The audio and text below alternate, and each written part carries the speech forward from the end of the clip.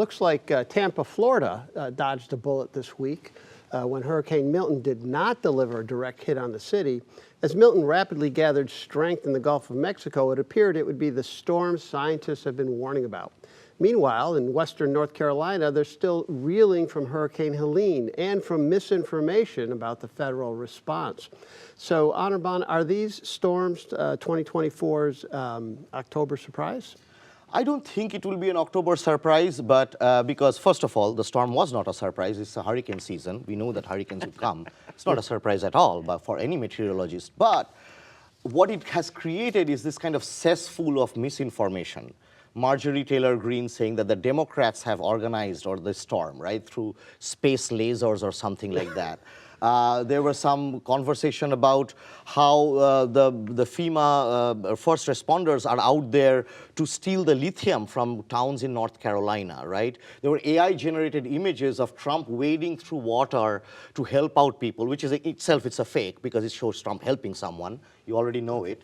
So, but, you know, the issue is, all this misinformation that's coming out, it might create certain kinds of, you know, those who don't study critically or are not tuned into the news or just get it from certain feeds, they might feel that these are the things that are happening, right? And that we get angry about it or whatever be the case. But the response has been great. I mean, it has been, you cannot deny it, to the extent that Laura Ingraham, of all people, had to fact-check Donald Trump, saying that Kamala Harris was there for 3 hours. October surprise, I don't know, but tons and tons of misinformation coming out from the far right. Yeah, it might have some effect on people's minds. There's so much misinformation, and some of it has been contradicted by the Republican officials there themselves, right. And I wonder if there could be a backlash now against that misinformation.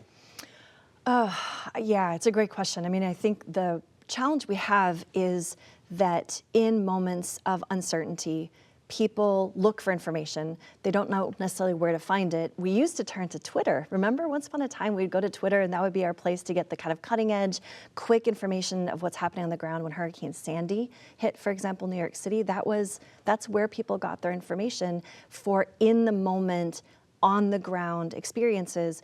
We cannot trust anything that we're seeing on social media anymore, because you see that people are manipulating the opinions and perspectives for their own advantages and not to really help people better understand the situation. Can I take a different tack? I kind of agree that I don't think the hurricane or the response to the hurricanes is going to affect how people would like to vote.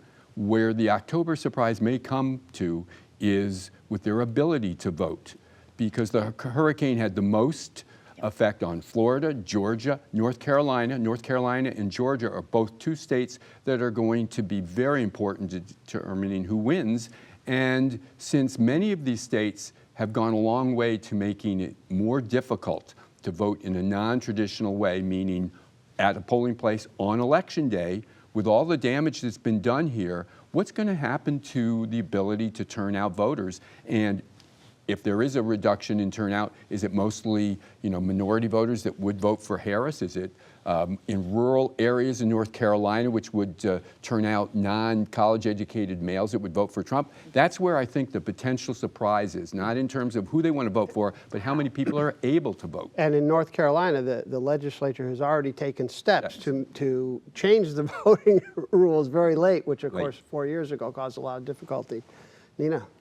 Yeah, so I want to just go back to the question of where we place the blame. I would agree that Democrats cannot be blamed for having caused these hurricanes. Are you sure? Yeah, we're all in agreement on that. I'm not a meteorologist, but that would be my best guess. However, here is the fact that the White House has admitted that it did not allocate sufficient funds at the outset, and furthermore, that Department of Homeland Security Secretary Mayorkas has indicated that while there is enough money just for the initial emergency response, that there isn't enough money for the post-recovery efforts that need to be undertaken.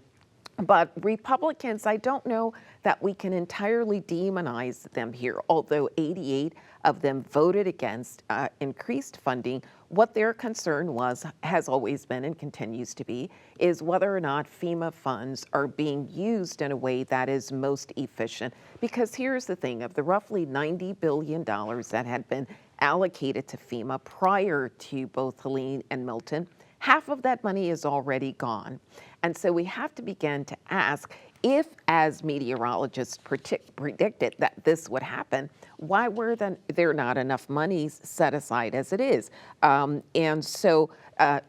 there is the reality also of the tremendous misinformation, and I would encourage viewers to go and look at the FEMA rumor response website. It's not simply the claim that Democrats have caused this, but lots of other outlandish claims that have been made that have hampered the response in the areas that need them most. Including that saying that the FEMA money was diverted to give it to illegal immigrants, which is our liar-in-chief said that. Right. And it is not. He is the person actually who moved money away from FEMA and gave it to ICE. Well, so this is just a bizarre levels of lying. With the amount of money that is, or the money that's not there for longer-term recovery, that is a matter of Congress not passing a budget. Is that not the case? Well, that's part of it. Partly, but I'm And sorry. then the other issue is not just money, it's staff.